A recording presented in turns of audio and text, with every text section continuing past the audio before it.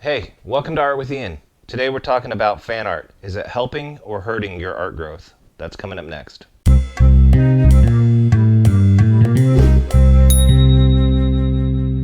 All right, so is fan art helping you grow as an artist? This is actually a really big question, I think, because there's a kind of a lot of back and forth on the topic, I believe, in the art community. And I believe that there are pros and cons to fan art. So this is going to be a two-part video. In part one, I'm going to talk about what I believe the pros and cons are. And then in part two, I'm actually going to do a real-time demo, kind of working on a painting that I already have worked on, and I want to change the pose. The fan art I'm choosing a game franchise, Metroid, to do my fan art examples because I love the game and I've done fan art of this game since I was a teenager, and so it's kind of relevant to me. So, anyways, so let's talk about the pros and cons. Let's start with the pros. Stay positive from the start here. So, number one, the first pro is you're already inspired to draw or paint. And, for one thing, if you love the design sense of whatever show or game or whatever you're a fan of, you're going to enjoy seeing that, seeing the work you're doing. You're not going to be bored of it, and it's going to be really easy to do work, basically, because you're so excited about the art from whatever it is you're a fan of that you're excited to draw it. And it can be really tough to get motivated to practice art. So it's super, super huge in that department. That's probably the number one pro of doing fan art, is that you're inspired. You're not looking for inspiration. The second pro, you have a great opportunity to learn from the pros, which pun intended there. But seriously, the professionals are the ones creating these designs, and so you're getting, when you're doing this fan art, you're looking deep into, or you should be anyway, what design language, what shape language these pros are using, and what fundamentals they're capitalizing on, basically, to create something that works so well for you aesthetically. The third pro, sharing fan art on social media can help you connect with an audience. And this is by far the least important one, but it can be really tough to feel like you're not alone, basically, as an artist. Sometimes everyone's out running around, doing whatever, socializing and all that stuff, and if you want to be good at art, you have to put in your hours, and sometimes it can be really isolating, and you feel like your social life is non-existent. But if you can find like-minded people through like social media and stuff, it can kind of take some of the edge of that away, where when you're done working on a piece, if you post it and you tag it with all of the tags for that show or game or whatever, there's a good chance you'll get some kind of small community, at the very least, of people who care about that, and that can help you feel motivated and like you're not alone, basically, as an artist, which is obviously one of the negative aspects of doing work that requires you to be left alone, basically. I know I've certainly turned into an old miser. I feel like I'm always held up in my studio and barely ever come out for daylight. But anyway, so those are the three main pros, I think, to doing fan art. Let's talk now about the cons. So, number one con is copying and failing to learn the fundamentals. This is a super huge issue. I was definitely guilty of this in the past. My focus was on basically making the art look like the game. In my case, it's a game, Metroid. making it look like the game and not what I could actually gain from doing the studies. If you use the show or game or whatever you're doing fan art of as a source for studying the fundamentals, then it can be amazing. But if you are just copying what you see, you're not developing anything for yourself except for technique, which even then you're developing a technique that you can take away from that piece because you don't have any idea why any of what you did works. Okay, number 2. It can stifle your own creativity and energy and artistic style, basically. So, because you're so obsessed, basically, and I mean, that's basically what it takes to want to sit and put in a bunch of hours drawing the characters or environments from a show or game that you like. It's basically obsession.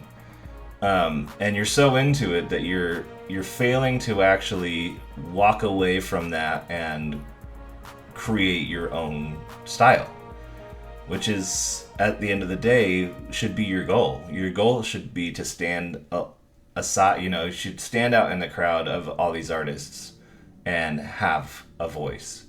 People should say, people who get to know your work should know your work just as they're scrolling by. Let's say they're on Instagram and they don't even have to see your name. They're like, oh, dude, so-and-so just put a new piece up. It's badass,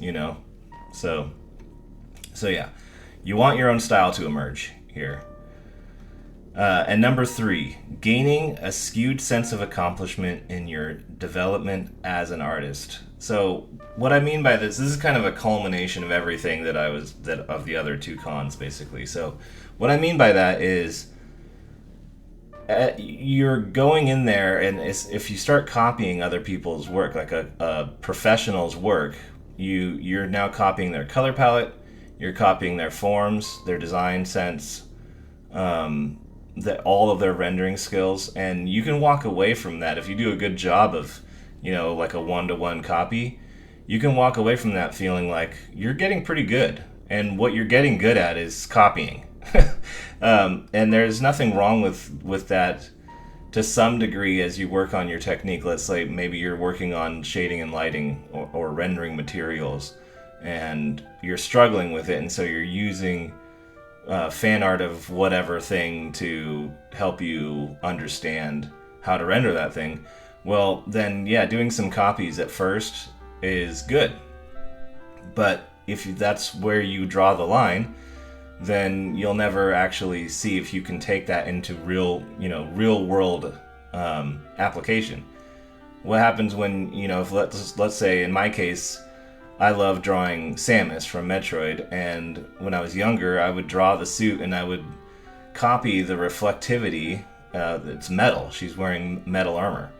And I would copy the rendering that the professionals had done, and then I would go and try and do my own metal, and I would literally render it like I had seen the same, basically with the same lighting setup as the last image of Samus I had drawn. Well, what's wrong with that is that now everything I draw has the same lighting. It's not understanding that if I move the light up and over here, what's going to happen to the rest of... what would happen if I take the same picture of Samus that I drew and I move the light? I need to understand how the fundamentals work, and I wasn't doing that when I was younger. And so, I would draw my own thing, and anyways, it's an issue. And you obviously have to figure out when you're ready to branch out, but you have to branch out. If you're doing fan art and just copying the stuff you see, all these amazing poses and all this stuff, then it's eventually it's going to start holding you back drastically, because you're not actually learning to really get your own ideas down. So my suggestion going forward, after a while, after once you feel maybe a little comfortable, like you've done some good copies, that you found a few poses of your favorite character and you drew those and you're pretty confident, try to walk away from the references. of that character? Can you draw the character without actually looking at it? Can you put the character in your own pose? Do you understand enough about anatomy, human proportions, if the character is human? Do you understand enough about that stuff to actually start posing this character how you want? Could you change their outfit if you want? Can you change the lighting, the color palette? Those are the things. Take it to that level so that you're still getting the inspiration from the designs that you love, but you're treating it like if you walked into the studio for that game or show and the art director walked up to you and said, hey, we need such and such character in this outfit, this time of day, doing this thing. Can you be the one to give the art director that stuff? Or do you say, well, sorry, no one's drawn that yet, so I can't do that? Like, that's the problem. So yeah, the takeaway for this, homework basically, go and do studies of, do a few studies of a character that you love, and then leave the references aside and start posing that character in your own poses, and doing your own renditions of it, however that may be. And I think that basically that is how you can make fan art useful to you. You can make it a tool for improving. It can be something that holds you back, or it can be something that launches you forward. It's just a matter of whether or not you're willing to see those bad drawings that you're going to do at first. You're going to hate the drawings you do at first. I know when I finally, after years of doing fan art, Metro, I'm a Nintendo guy, Metroid, Zelda, huge fan of Zelda, Mario. I've done a bunch of fan art for those games, Final Fantasy. And it wasn't until I was a late bloomer. I mean, I was in my early 20s still just copying poses from the other guys, the people who developed the stuff. And it wasn't until I finally decided that I started studying human anatomy and just doing figure sketches, and I realized, going back after I got slightly better at doing these figures, I realized that just a random figure was kind of boring to some degree. So I started doing these sketches of like Samus, and because I had been working on the figure drawings, my ability to just pose her how I wanted instead of how, having to copy something had increased a bunch. And then using my inspiration to draw Samus, I was able to get way more figure studies down, where keep it super loose and don't even really draw most of her armor, but just like the idea that for working on action poses and stuff like that. Yeah, try to make it work for you. Don't be a slave to what has already been designed. Use it to inspire your own studies, whatever that may be. Anyways, this is part 1. So in the next episode, I'm going to be doing a real-time painting. I don't do that very often on this channel because the videos end up being super long. But I thought it would be kind of cool to do a part 2 to this and actually show some practical application. So I've already got some sketches, as you can see, and I did another painting that I took to pretty much a finished render, and I decided I didn't really like the pose, and so I looked back at my little sketch sheets, and I found one that I like quite a bit better for now that I've seen the environment that I was going to put it in. I think that it'll work better. So I'm going to swap out the painting I have now of Samus and put the sketch into that environment and then paint it up from there. And so I'll be doing that in real time. So don't miss out on part 2. If you don't want to miss that, make sure you subscribe to the channel so you get an alert. Ring the bell.